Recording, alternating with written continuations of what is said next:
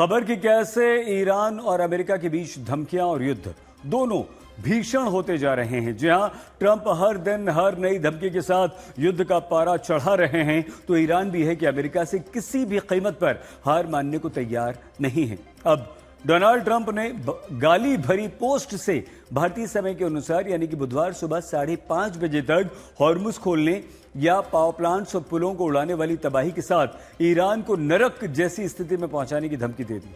बदले में ईरान ने भी ट्रंप की धमकी का जवाब धमकी से दिया है। ईरान डर नहीं रहा। ईरान ने इसे वॉर क्राइम बताते हुए ग्लोबल सप्लाई चेन को ठप करने की धमकी दे दी है। तो आइए हम आपको दिखाएं कि अब आगे कितना भयानक, भीषण और खतरनाक होने वाला है।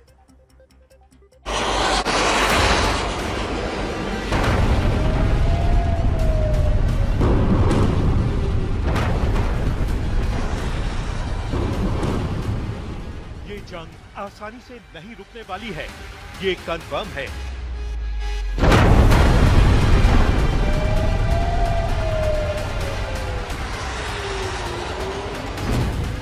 हर दिन एक नई धमकी के साथ डोनाल्ड ट्रंप चाहते क्या हैं?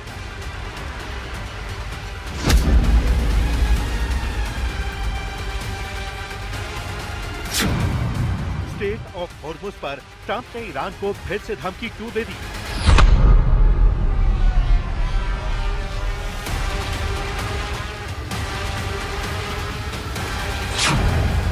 क्यों ईरान भी ट्रंप की धमकियों को सिरे से खारिज कर रहा है?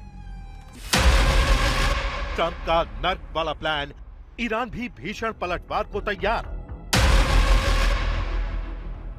पहले ईरान को सीधे पाषाण युग में पहुंचाने का दावा करने वाले डोनाल्ड ट्रंप अब ईरान को जहन्नुम बनाने की धमकी दे रहे हैं। तो दूसरी तरफ अमेरिका के हर बार पर ईरान तगड़ा पलटवार कर रहा है। चाहे अमेरिका के फाइटर्स को गिराने की बात हो या फिर इजराइल पर ताबड़तोड़ बरसती मिसाइलें।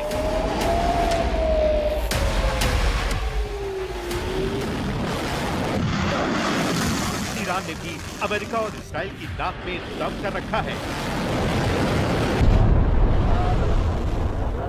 लेकिन अब ईरान के खिलाफ ट्रंप का एक और काउंटडाउन शुरू हो चुका है, क्योंकि ट्रंप ने गाली देते हुए जो धमकी भरा पोस्ट किया है उसमें लिखा है कि मंगलवार ईरान में पावर प्लांट डे और ब्रिज डे होगा, दोनों एक साथ। ऐसा पहले कभी नहीं हुआ होगा।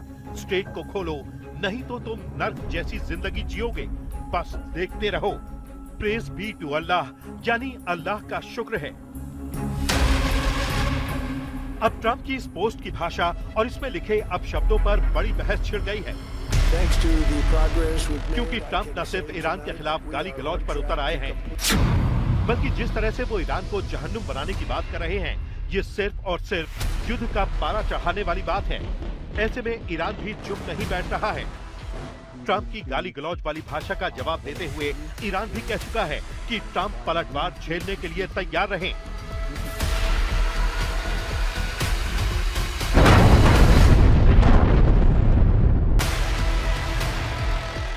अब ट्रंप ईरान को नर्क यानी जहन्नुम बनाने की बातें कर रहे हैं, तो उससे पहले ट्रंप ने कहा था ईरान को पाषाण युग में भेज देंगे।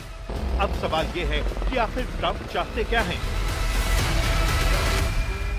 We're going to hit them extremely hard over the next 2 to 3 weeks. We're going to bring them back to the Stone Ages where they belong. In the meantime, discussions are ongoing. Regime change was not our goal. लेकिन बड़ी बात यह है कि Trump एक के बाद एक ईरान को डेडलाइन तो देते हैं, लेकिन पहली डेडलाइन खत्म होने से पहले नई डेडलाइन आ जाती है। 21 मार्च को ट्रंप ने कहा था कि अगर ईरान ने 48 घंटों के अंदर हॉर्मुज स्ट्रेट को दोबारा नहीं खोला तो वो बिजली संयंत्रों पर हमला करके उन्हें पूरी तरह तबाह कर देंगे, और इसकी शुरुआत सबसे बड़े संयंत्रों से होगी। इसके 2 दिन बाद यानी 23 मार्च को ट्रंप ने कहा कि दोनों देशों के बीच बहुत अच्छी और सार्थक बातचीत हुई है, और उन्होंने ऊर्जा से जुड़े बुनियादी ढांचों पर होने वाले हमलों को 5 दिनों के लिए टाल दिया। 27 मार्च को ट्रंप ने कहा कि वो ऊर्जा संयंत्रों पर हमला 10 दिनों के लिए टाल देंगे। उन्होंने दावा किया कि ईरानी सरकार ने इसका अनुरोध किया था। इस तरह से उनकी डेडलाइन बढ़कर 6 अप्रैल हो गई। जब 6 अप्रैल की डेडलाइन करीब आ रही थी तो उन्होंने चेतावनी दी कि ईरान के पास 48 घंटे हैं। मंगलवार ईरान में पावर प्लांट डे और ब्रिज डे होगा। दोनों एक साथ, ऐसा पहले कभी नहीं हुआ होगा। स्ट्रेट को खोलो, नहीं तो तुम नर्क जैसी जिंदगी जियोगे। बस देखते रहो। ट्रंप की ईरान को नर्क में भेजने वाली डेडलाइन भारतीय समय के हिसाब से बुधवार सुबह 5:30 बजे तक है। तो क्या वाकई इस दफा ट्रंप ईरान में कयामत ढा देंगे? क्या वाकई ट्रंप ने इस बार जिस तरह से ईरान को गाली के साथ धमकी दी है, तो उन्होंने ईरान में ब्लैक वेडनेसडे का स्पेशल प्लान तैयार कर दिया है? ट्रंप ने चेतावनी दी है कि ये पावर प्लांट डे और ब्रिज डे होगा, यानी एक ही झटके में पूरे ईरान को अंधेरे में डुबोने और उसके आवागमन को ठप करने का कयामत वाला प्लान तैयार है। अमेरिका ईरान का सबसे बड़ा पुल पहले ही हमले से उड़ा चुका है, लेकिन ईरान भी ट्रंप के सामने आस्तीन चढ़ाकर बात कर रहा है। ट्रंप की नई धमकी के जवाब में ईरान ने कहा है कि अगर अमेरिका और इजराइल के हमले बढ़े तो ये ग्लोबल सप्लाई चेन को ठप कर देगा। अल जजीरा की रिपोर्ट के मुताबिक ईरान ने कहा है कि वो होर्मुज के अलावा दूसरे समुद्री रास्तों को भी निशाना बना सकता है। ईरानी सुप्रीम लीडर के सलाहकार अली अकबर विलायती ने कहा है कि किसी भी बड़ी कार्रवाई का जवाब सिर्फ सैन्य स्तर पर नहीं, बल्कि वैश्विक ऊर्जा और व्यापार पर असर डालकर दिया जाएगा। उन्होंने कहा कि सिर्फ स्ट्रेट ऑफ होर्मुज ही नहीं, बल्कि बाब अल मंदेब जैसे अहम समुद्री रास्ते भी खतरे में आ सकते हैं। लेकिन गौर करने वाली बात यह है कि 2 अप्रैल को ट्रंप ने देश के नाम संबोधन में होर्मुज से किनारा कर लिया था। जिस होर्मुज को लेकर दुनिया परेशान है, ट्रंप ने कहा था कि अपना अपना देख लो, और तो और ट्रंप नाटो देशों पर भी भड़क रहे थे। So to those countries that can't get fuel, many of which refused to get involved in the decapitation of Iran, we had to do it ourselves. I have a suggestion. Number one, buy oil from the United States of America. We have plenty. We have so much. And number two, build up some delayed courage. Should have done it before. Should have done it with us, as we asked. Go to the strait and just take it. Protect it. अब सवाल यह है कि 4 दिन में ऐसा क्या हो गया?